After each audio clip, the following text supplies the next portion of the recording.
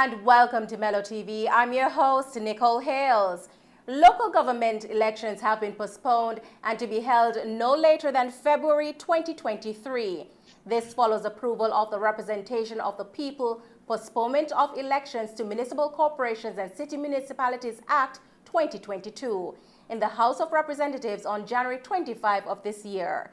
Local Government Minister and Rural Development Minister Desmond McKenzie, who piloted the bill, said that given the ongoing COVID-19 pandemic and the fourth wave of COVID, the holdings of elections at this time would put the country at a greater public health risk. Pollster Bill Johnson conducted a poll asking persons who they would vote for if the election was held and their knowledge on their councillors. To help break down the findings tonight are renowned pollster Bill Johnson and political analyst and commentator Paul Bourne. Good evening, gentlemen, and thanks for joining us. Good evening. Good evening. Bill, let's start with you. Break down the numbers relating to the topic of how many people know who their councillors are. Okay, well, only 1/3 of Jamaicans could identify who their local government councillor is. That's 33%. Of those who voted for the JLP, 45% could identify their local councillor. 45% of those who voted for the PNP could identify their local government councillor. And of those who didn't vote in the last election, only 23% could identify their local government councillor. Paul, you just heard the numbers that we've opened with. 33% of persons can identify who their councillor is. Is it that the people don't care who represent them, or the councillors are not making enough effort to get to know who they represent? That is a two-part question, so let's do them separately. One, people in Jamaica are just fed up with what is happening in terms of politics, in terms of leadership, and because of that state, it is actually expressed in terms of the numbers. Because you're saying that 1 in every 3 Jamaican knows who his or her councillor is, and that is a sign that is not only that the councillor is actually not representing himself effectively, but that people do not appreciate governance in terms of political governance in Jamaica anymore. So therefore, whoever is actually placed there, they'll just vote if they want to vote, and that's about it. Okay, well, given the numbers for the political percentage, is it fair to say both political parties are guilty of neglecting who they represent?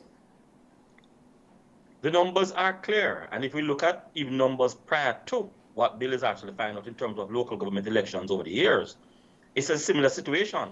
So it means that people are just downright fed up with politics. Now, what we need to understand clearly is, why is it that the local government, which is at the local level, people are this frustrated? Because at the local level, there ought to be more interaction with the people versus at the higher level. So it's something which is fundamentally wrong in terms of how leadership is done in Jamaica, particularly in the political sphere. That should be addressed. Bill, when the people were asked what they believe are the main responsibilities of councillors, what are those numbers showing? Okay, well, first of all, only 50% of the people could think of what one of the responsibilities were of the local government councillors, which in itself speaks for the lack of knowledge that people have of the job.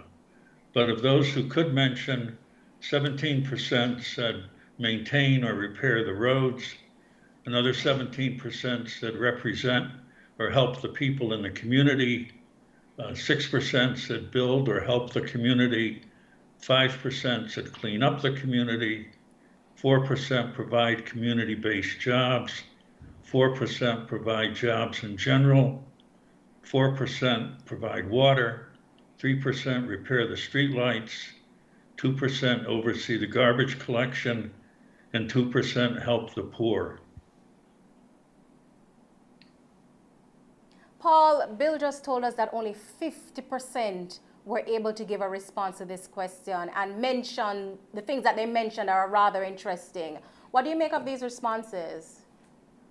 When I look at those responses, I really had to laugh, because if it means that that's how Jamaicans actually see local governance, it means that we're in a clear situation of moral degradation. And I'm not even sure how to actually coin it, because it's a clear indication in terms of the failure of politics to deal with things. Because what we need to understand clearly is that local representation ought to be in the people's bosom, at the people's doorstep. And if it is that people do not know who their local representatives are, it's an indication that local leadership is actually lacking in Jamaica, and that this should not be, because many of the local individuals, and we're talking about local individuals in terms of local government leaders, are from the communities. So it is that people do not know who these guys are. And it is somewhat strange to sort of see Jamaicans do not know who they are, or only 1 in every 2 Jamaicans responding to this question. And we are hoping that leaders are listening to this, because remember, the local government election should have occurred. So if they are listening to this, what it means that they need to get out in the highways, in the communities, and let their representatives know who they are, and as a result of knowing who they are, show their vision and their policies as what it is that they want to do for the neighbors. Paul, still with you, the ongoing cry of wanting better roads by Jamaicans, it's on the top of the list, repair of roads. This is the biggest issue, yet we have some major roadway issues in several communities. Is this a silent cry for what the people want, or a true response of what they truly believe is their responsibility? It's both, because the issue relating to roads in terms of community roads is really a local government issue. So therefore, one can actually understand why it is that people are saying that road is a priority of theirs in terms of from their local representative, and that's understandable. But what it does mean is the matter of roads, the cry that people are actually using here from the road argument is to say, listen, their local representatives are not doing what they see that they ought to be doing. And one such thing is relating to roads. But when you look at the people in their community as a critical part of what people are actually saying that should be happening, this should not be the case, because a local representative who lives in the area should be doing thus much. And if it is that people are saying that this is what they want their local government representative to be doing, I'm not sure what is really going on in the minds of people, or who their leaders are, or what is it that leaders are doing. But clearly something is just missed in terms of what is happening in Jamaica in terms of politics. Bill, let's look at the people's response on the possibility of a local government election being held today.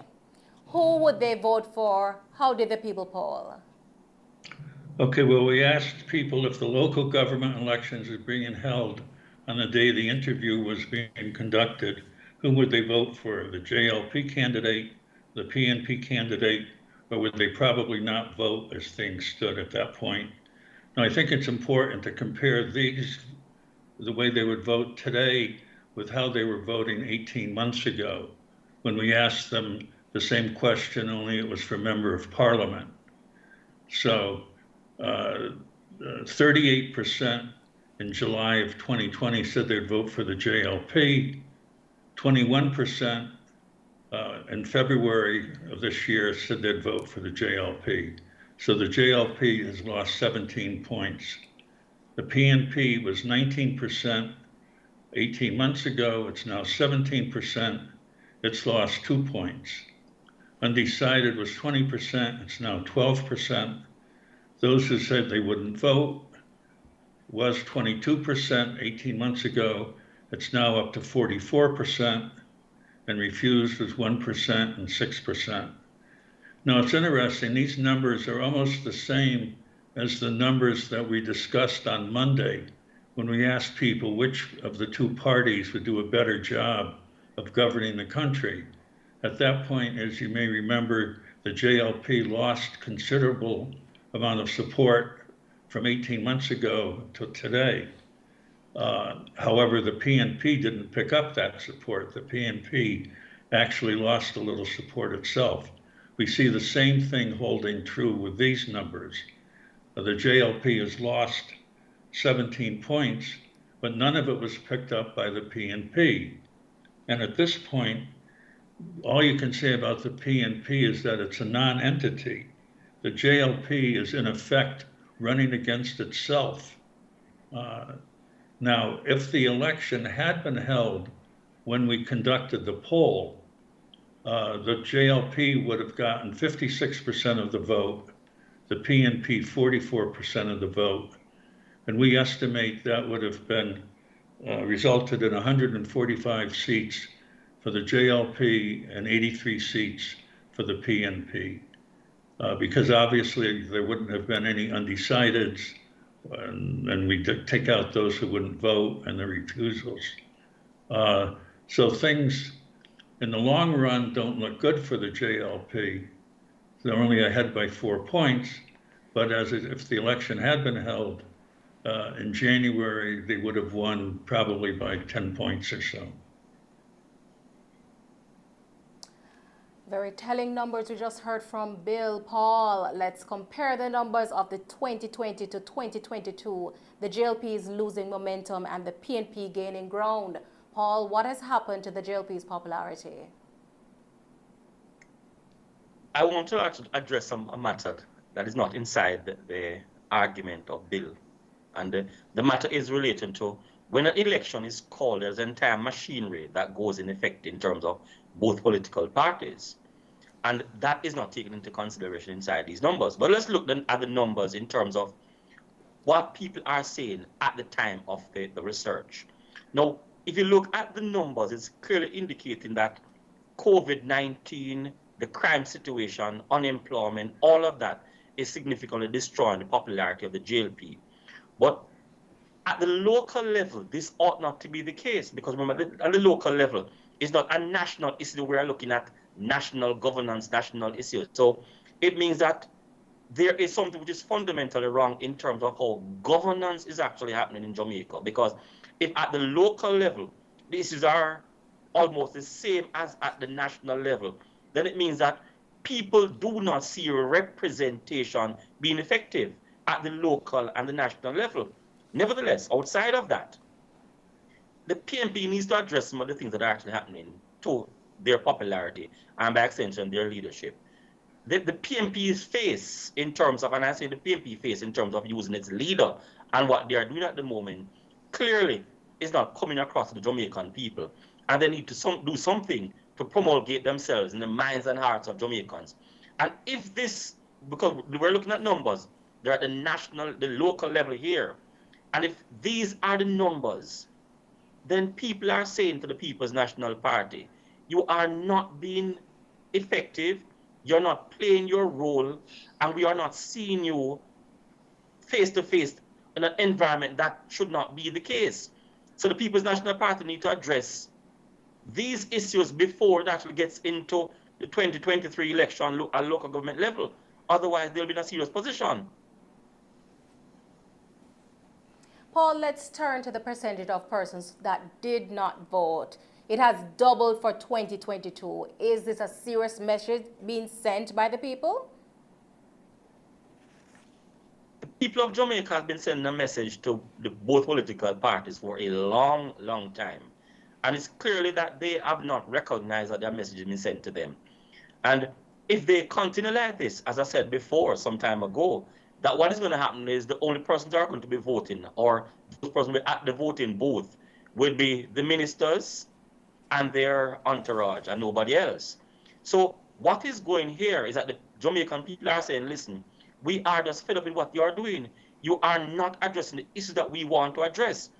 And what is ironic here is that local governance ought to be emerging from the belly of the people. And if at the local level, people are distraught and disappointed, then maybe we should actually postpone local government elections indefinitely and address some of the issues that people are actually saying at the national level. Okay, Paul, based on the numbers that Bill gave us earlier, and given the numbers, the JLP would have won 145 seats and the PNP 83 seats. How can the JLP maintain this lead and gain even more leading up to the actual local government election that is due next year, 2023? What is a plus for the JLP, though, is a matter relating to the end of COVID, because if COVID is to end, a number of things are going to change. And by extension, things will actually go in the favor of the JLP within that context. Because what we need to take into consideration now is the matter relating to crime is something that the JLP is not going to fix in the short term or the medium term. So that's going to be a problem that they're going to have to address at some point in time. But the issues that emerged as a result of COVID in terms of the lockdown, in terms of unemployment, in terms of low income, all of that will actually be addressed immediately after COVID is addressed. So the numbers will actually spike up for the Jamaica Labour Party. So that is good in terms of what is happening for them. Now, a win, nevertheless, is a win. But the JLP need to understand clearly that they have to get the country on track as quickly as is possible if they really need to actually be victorious in the local government election come 2023 or in 2022. Okay, the same for the PNP poll. How can they regain the support of the people of Jamaica to support them to take control of local government, and what has caused them to continue to lose the confidence of the Jamaican people even at the local government election level? The People's National Party's face is creating a problem for it. Now, all that controversy in terms of leadership of the People's National Party, in my mind, in terms of what is happening in terms of the votes, has not been settled. So people are still dissatisfied with who the leader is, and there are clearly some rift in terms of whether it should have been Mark or whether it should have been X or whether it should have been Y. Clearly that is not settled, and some of the bitterness that is occurring from that is actually shown inside the numbers, because we need to understand clearly that a number of People's National Party voters did not vote and clearly are not voting. So the PNP has to address that substantive issue in terms of the leadership of the party, and address some of the dissatisfaction that occur as a result of the election from that. Now, outside of that, the PNP also need to address some other things. What exactly is the policy that the PNP is putting forward? That need to be promulgated and promulgated quickly.